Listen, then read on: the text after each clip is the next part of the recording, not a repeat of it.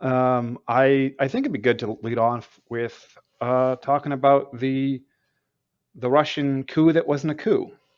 Um, Less so about the fallout of that and whatever that was, and more about how do you deal with something like that, More like whatever that is, or like, because it's still kind of there. well, I'm just in terms of like events like this. How do you make sense of it given the It's difficult. shittiness Yeah. of the intelligence community? Let's be honest. Like the mainstream media, all sources I thought were some which I thought were pretty good were just wrong. Yeah. I Um, mean, yeah, the IC was horrible, yeah. Oh yeah. and I think it's hilarious how everybody just jumped on board, and it's amazing to me how many people actually like just yeah followed along and went, okay, this is how this is gonna go. Um, Including the fact of like knowing that it's been so wrong so many times. Well, and it was interesting because there were sources that I trusted for good information that have proven themselves reliable, and they were not all in agreement. Some were saying things were, oh, this is bad for Putin. It's not going to look really, really bad. This is not going to go well. Um, Very quickly, it became like, oh, this is good for the people saying, oh, this is going to be. I wonder if this the yeah, I know. You mean the NPCs who got the chips replaced in their head? Well, the NPCs were hilarious, but just even the smart people were trying to parse the impact in Ukraine and saying this is going to have some kind of impact on Ukraine, on the Ukraine situation, on the outcoming of the war, whether or not Ukraine can rally their troops to make a counterattack, something. Yeah, Um, well, I mean, here would be my statement on that is the fact that, uh, like, that tells me that they didn't think about it. If they'd done any thinking about it, that wouldn't be the case. They wouldn't have come up to that conclusion. Because in just thinking about it a little bit, I was like, this makes no sense. None whatsoever. well, and that's the thing is, I think that there's a lot of people that are usually pretty smart and aware of things that have a huge blind spot around Russia. Okay, this is They bothering me. I'm gonna have to change this. Boom. Sorry. We're back to where we were, I think. I don't know. it's just like, okay, fine. Um, but Don't judge me. Leave me alone. Or do, whatever. It's fine. okay, the the Sean Fine agreeing with me aside, the like Take note of the it. It's gonna be cool. it's gonna It's once in a lifetime. not gonna happen often. So take your wins where you can Um, get them, I and told you this layout was better. That's all I'm saying. But shut your mouth when you talk to me. Anyways, all right. So yeah, so trying to figure out how this all works, right?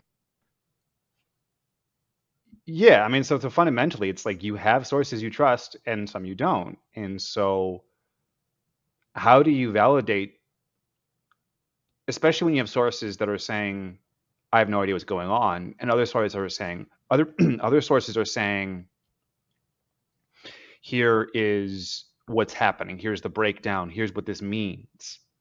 So how do you, you know, curate your information environment? And perhaps maybe it's good to talk about an information environment to start with and what that means. Yeah, I think that's where it starts, right? Number one, it starts with curating your information environment, which is an interesting practice and takes time and learning on how to do that. Uh, for me, that means, generally speaking, I try to find people who are suggested to me. I will log things that they say And when you say and find people, do you mean like Twitter, YouTube personalities? references, yeah, anywhere, right? Okay, so like Like if online people. Sources. Yes. Yeah, Right. sources that are moving fast with information that you can get quickly, that are reacting quickly to what's going on.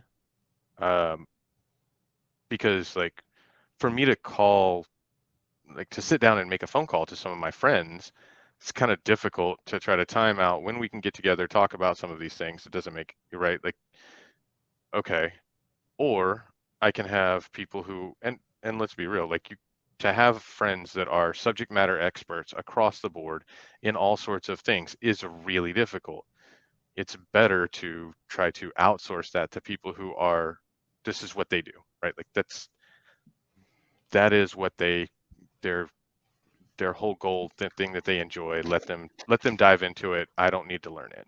Right. I just Right. need to find people that I trust with that information. And generally how I vet those people is I listen to what they say and see if it comes true. Or I Yeah. go back through the information that they have, that they've put out there on, into the ether, and you can check to see how accurate it is or was.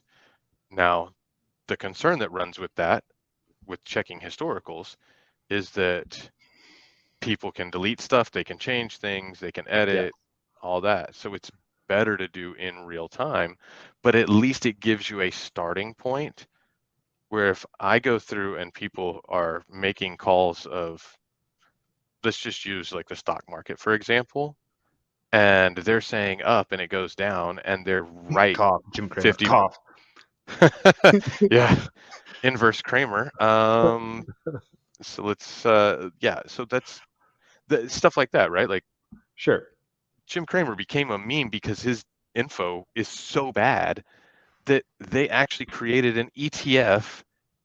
For anybody who's looking for it, it is SGEM, which is, I think, short Jim, Short if is, Jim. There's also it L would be Jim. my guess. It's not. I don't think it might not Um, be a bad time to get into that right about now. Just not a financial and advice. that's because people were noticing that every time he was making calls, his calls were so bad that Yep. the market was just driving in the opposite direction. And so you could actually use somebody like Kramer as an inverse operator, right? Like you just know that Well, if I he think there's says Bitcoin's going to the moon, that it's probably time to sell all your stuff. and there's absolutely that in the information environment as well. There are reporters that uh, are notoriously wrong, notoriously pushing things that are false or that go with the establishment narrative for the sake of the establishment narrative, or even Definitely just not their Malcolm own Nance. ideology. What's that? I said, like, definitely not Malcolm Nance. Stand by, stand by. But yeah, I mean, there are people that just make shit up, Hmm. and so it's not that. Whatever it is, it's not that, Right. and that can be in itself useful. So people are parroting the thing that it's not that. Those people don't do the research. They don't figure things out. Um, but I think it's also important to note how people are wrong. When people are wrong, what do they do? How do they react to it? Because nobody bats 1,000. And Right. I think you have people that will own being wrong, and that's I think a good source to recognize because they will get better. They they should get better, and most will. My concern is I want to know what that, like, is their right percentage 60% and they're getting better, or is it 80% and they're getting better, or is it 90% and they're getting better? Well, it doesn't mean you I'm shouldn't. looking for sources that are 90% and getting and always improving. So if you're at 90% correct, and if you miss something, you go, "Hey, I missed that call. Sorry, like I'm gonna, it is what it is. Like you're not gonna be right 100% of the time."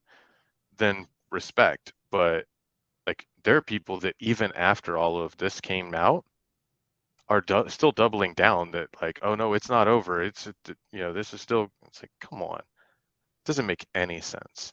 Well, right now And so they're trying to any of piece together a narrative that fits the facts and their desire at the same time.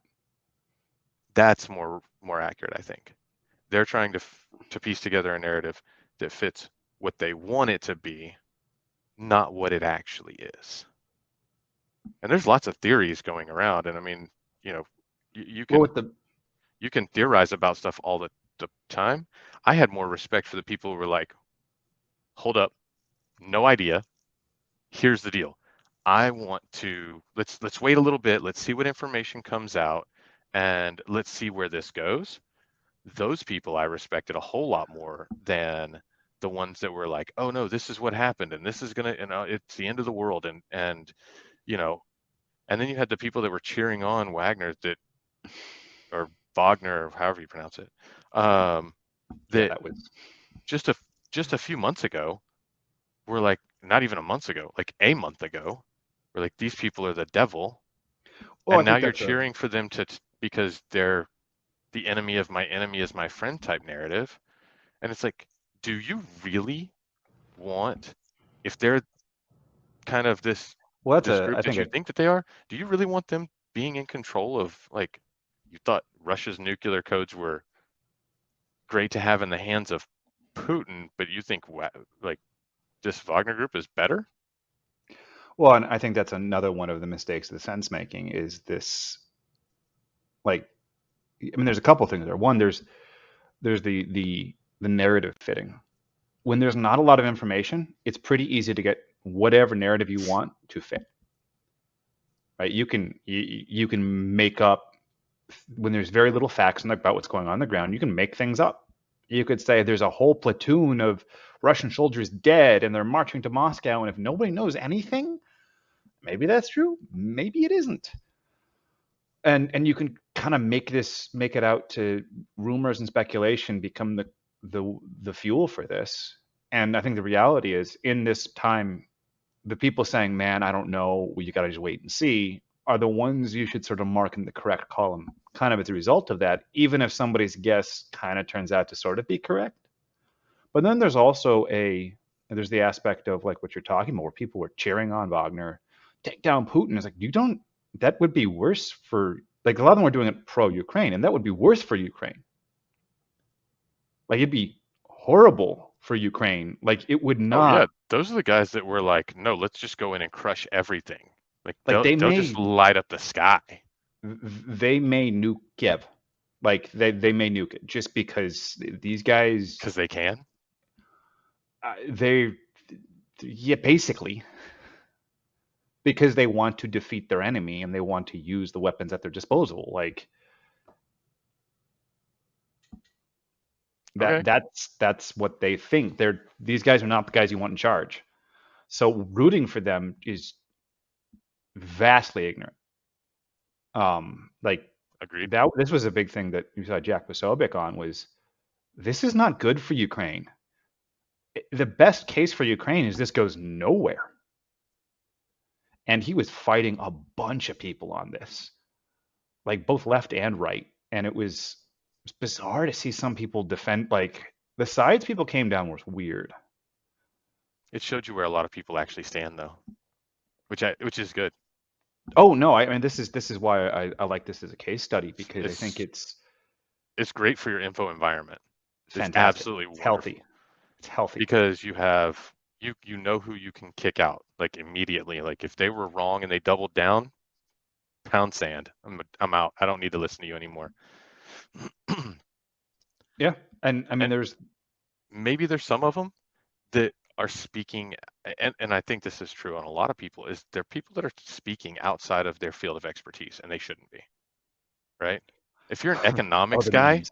like stop talking about what's going on in a war that you have no clue about. Like you don't even know where Ukraine is on a map, and there's been a war there for a year. Oh, and it's I love there was there are memes about this. The expertise whiplash. First, at the beginning of the week, you were an expertise on uh, oceanography and submarines with the Titan, and at the end, you were an expertise on geopolitical affairs in Eastern Europe. Like that, like just boom, I know everything. And it's just when Yeah. people start doing that, I that's when think you the got to be biggest concerned. problem, like for me, the biggest problem is people who, like you said, are experts that are so headstrong that they just know. Like that to me is a sign of I would say mid to low intelligence.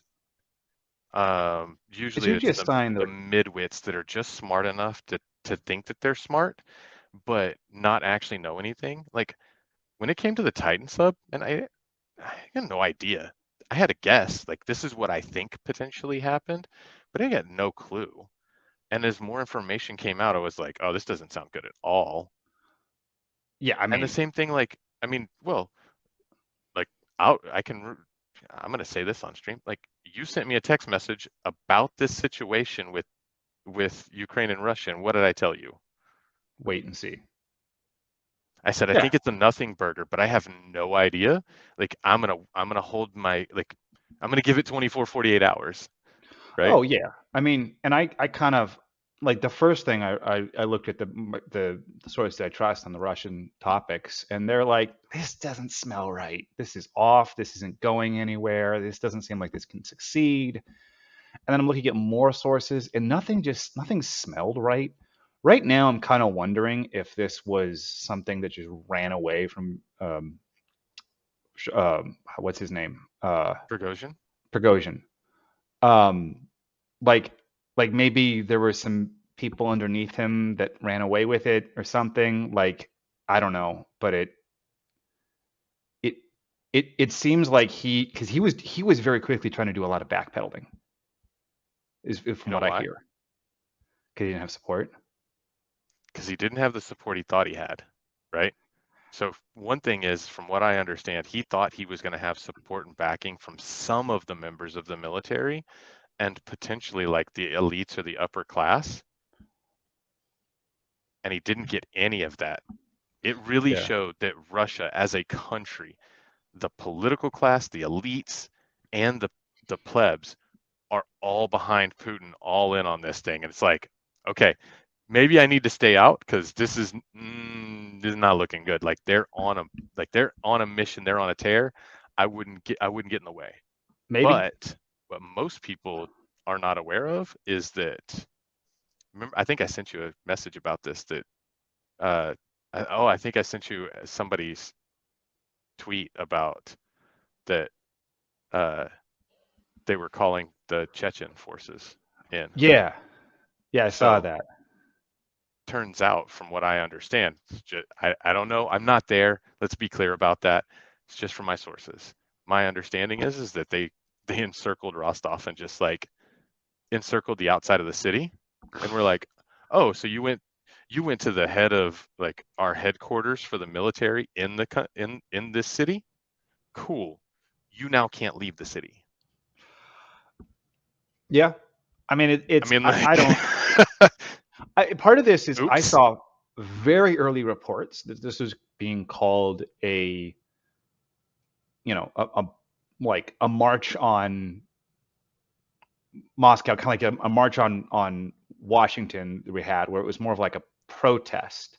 Right. And I'm like, okay, well that could be a cover for like if you're going to have a coup, that's what you would start by calling it, right? You try to say, oh, we're peaceful until you actually start shooting. You're going to pretend to be peaceful.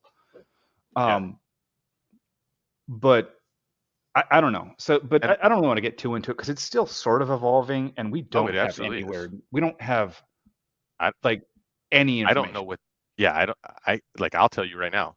Like, I have my theories on what happened, and my theory on what happened changed since the last time we talked. So Oh, I'm sure this will be I've one of like, I think it'll be just as you get more information and as more stuff comes out, and really, I think a lot of it you won't really know for 6 months, a year, because I think a lot of it will depend on what happens with Prigozhin being exiled to Belarus, right? yeah, I And that's a for now thing, but like say the Ukraine Russia conflict comes to an end tomorrow, does that mean are they going to allow him back? Come back to Russia I because the fighting is over now, or is he going to be like, no, you can't come back to Russia or we will arrest you? Because from my understanding of what I've heard and read is that that part of the deal was that any of the um, Wagner fighting crew got basically pardons,